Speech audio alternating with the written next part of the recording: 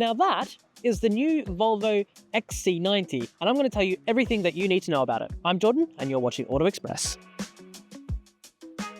Okay, cynics out there, you might have noticed that this isn't really an all-new XC90, rather a heavily facelifted one. This is a little bit confusing because Volvo do have something called an EX90. Now that is their brand new all-electric 7-seater SUV that is pretty much £100,000. The thing is though, EVs still aren't quite right for everyone, and even though Volvo's got a bit of a mission to go all-electric sooner than most, it recognises that not all of its customers are quite ready for the jump, which is where this car comes in. Now of course, as you look at it here, it does look pretty similar. Inherently, this is a heavy facelift, so it's got a new front end, new headlights, some new grille, and it has a new bonnet, wheels, and colours as well.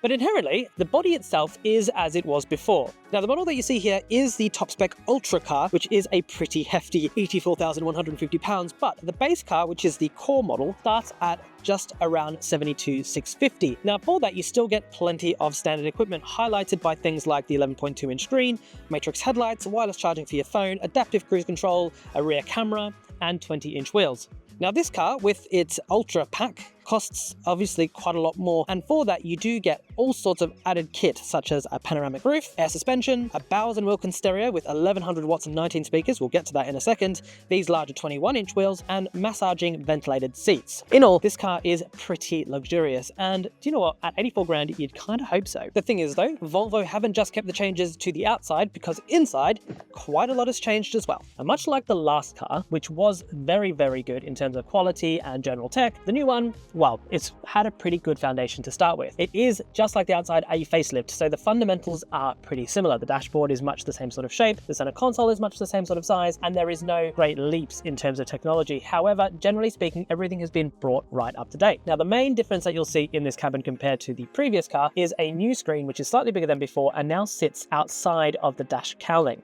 Now that means that not only is it bigger and related to the electric models, but also runs that full Google system, which the previous car didn't. There is also some other nice touches, such as some new finishes on the dash top, including some fabric inserts where previously there was none. But inherently, the interior of this car is kind of like the outside, which is to say familiar, but quite nice. From behind the wheel, there is still plenty to talk about, and let's have a little play with the new infotainment system. If you've used the new EX90, it will be very familiar to you because it is a Google-based system, which means that Google Maps is embedded right into the screen. This is excellent news. In terms of the climate control systems and that sort of access, things are less brilliant.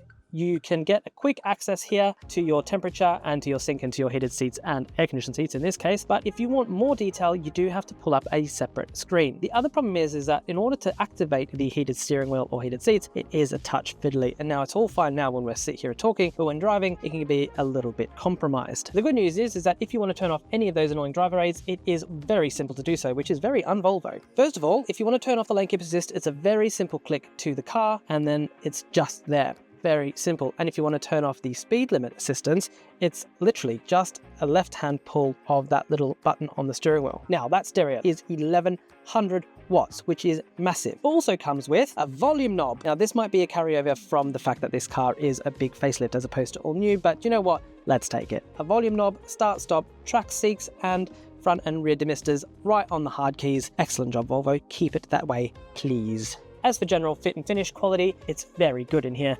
Now, there are obviously many parts to this cabin. There are 7 movable seats, there are parcel shelves, there are sunroofs, there are all sorts of bits and bobs that can squeak and rattle around a little bit when you're going over sharper bumps, but generally speaking, everything feels very well put together. In terms of storage, we've got our wireless phone charger down there, plus a couple of cup holders, and a reasonable sized cubby in the center. We wouldn't say it's particularly good, but you know what, it is perfectly fine for this car. And in terms of door trims, we've got a bottle holder which fits a nice big bottle and a map little guide there, and a little bonus storage here, which will be good for wallets or AirPods or anything like that. And visibility, generally speaking, is quite good despite the fact that the dash is a little high. There is plenty of adjustment in the seat though, and broadly speaking, an A+ interior. Okay, so the real reason you're here is really because of the seats, let's be honest. Now, as you can see, the second row, as you see here, has plenty of space. Lots of legroom, lots of headroom, and also a pretty substantially wide middle rear seat. Now, that rear seat also has a few tricks up its sleeve as well, including a fold-down armrest, but also a really clever integrated booster seat, as you can see there. Now, that means that you can have younger children who have a nice high position without the need of another bulky seat. very clever stuff from Volvo. Once it's down, actually space in the back, generally speaking, is very good. Now I'm sat behind me and I'm 5 foot, not a lot, so that doesn't really mean a lot. But however, if you sit behind a normal driver, you can see there is still plenty of space. Now there is a hump in the transmission tunnel. That is actually where the batteries of this hybrid version are. And there's also some controls for the rear climate control vents here as well. All of this works really well, really easily. There's USB-C. Cars from the middle spec up also have a panoramic sunroof, and generally speaking, also pretty good visibility. Accessing that third row is pretty easy. There is a lever here on the seat and it will slide on a rail with a bit of momentum. And as you can see, in order to get into the rear seat, it's really spacious. When you're back here, actually accommodation is pretty good.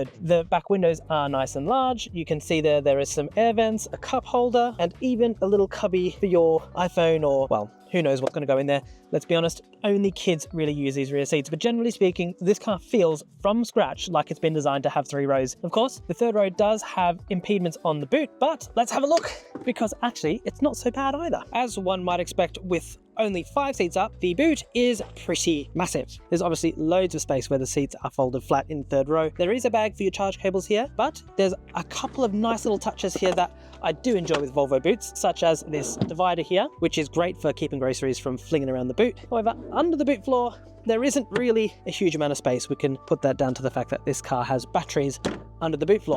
Now that is a bit annoying because it means you can't put the charge cables under there, and when 7 seats are up, this is a bit of an issue. The process also of making this from a 5 into a 7-seater is super easy. However, you do need to put the parcel shelf somewhere, which is a bit annoying. With all 3 rows in place, the boot space is pretty good. 7-seater SUVs like this are always a compromise, and generally speaking, this one finds quite a good one between not having so little space in the rear, but more space in the third row when it's not needed, but also having something that's quite useful. Unfortunately, there is the parcel shelf. There is nowhere to put it. But as a 5-seater, this thing has a massive cavernous boot, which we think is great. Now is probably a good time to talk to you about powertrains. This car is only available as a T8 plug-in hybrid, which used to be the top spec engine, hence why it has quite a chunky starting price. We're talking about a 2-litre 4-cylinder turbocharged petrol engine that provides most of the grunt. The E-range is up slightly. It's not quite at that level with the Germans at the moment, where they're sort of getting closer to 40, 50, 60, 70 miles of EV range. This is on 41, and despite the fact that it's quite cold today, we saw about 35 fully charged, so that's actually not so bad. The MPG figure is very ambitious, being a plug-in hybrid at 217 miles to the gallon. As for what this car's like behind the wheel, well, there's actually another nice surprise. This car drives a lot better than the last one, which could feel a little bit cumbersome. The suspension is nice and soft, but body control also seems pretty well resolved. Even on this car's 21-inch wheels, it seems to handle bumps with much more sophistication than it used to be,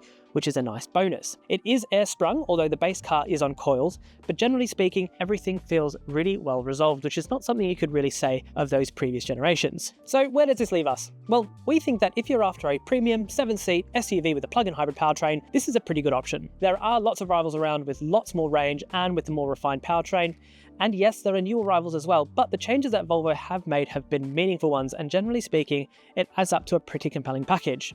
So long as you don't go too crazy with the spec, we think that this is a very good car in the class, and inherently one that we can easily recommend. Well done, Volvo. Good job.